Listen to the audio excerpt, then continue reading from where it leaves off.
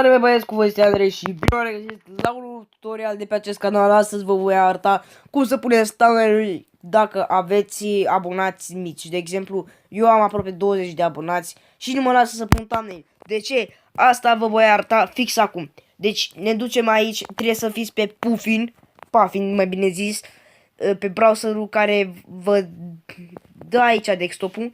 Și vă duceți la canalul meu, eu sunt deja la canalul meu. Ne ducem la manager de video sau manager video. Am aici două clipuri, da? Vreau să le editez gen ăsta, să dau la editează și să schimb miniatura, da? Nu mă lasă, contul nu este eligibil pentru miniaturi personalizate. Află mai multe, degeaba dau la află mai multe, pentru că mă bagă pe YouTube ajutor și na. Dăm la canal și aici trebuie să ne arate verificat. Dacă nu ne arată verificat, gen, trebuie să dăm aici pe confirmă și doresc să primesc un apel cu un mesaj vocal automat sau doresc să primesc codul de verificare într-un text. Eu am aici un alt telefon cu cartela, gen ăsta e telefonul cu care mă joc și pe altul țin cartela. Ok, aici vom băga numărul nostru de telefon.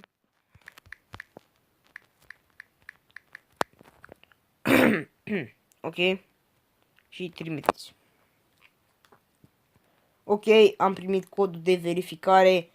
Codul nostru de verificare este imediat. Mă bag și aici. 312 581. Ok, trimiteți. Felicitări, codul YouTube a fost acum confirmat. Continue. Ok, verificat și da.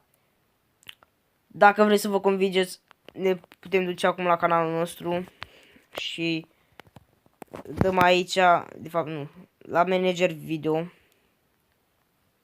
ca să ne fie mai ușor, la editează și acum merge!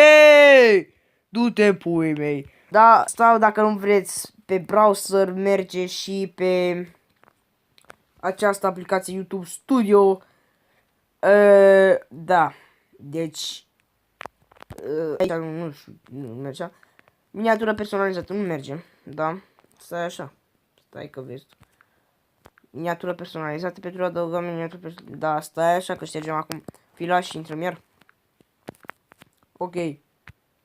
Intrăm și nu știu. Ok. Dăm aici. What the fuck. Aici dăm pe creionaj, pe YouTube și personalizează. Miniaturi personalizate, ok, om să băgăm aici. De ce v-am arătat eu acele poze, ok. Da. Și din păcate, nu ne încape toată poza. De ce? Oare de ce? Da, știu de ce. Ok, o să las atâta. Cred că merge, da. Hai să băgăm, selectăm. Da, salvează. Hai că merge. Cum să ai activitate pe canal. Stai. Ok. Bă, sper că v-am ajutat.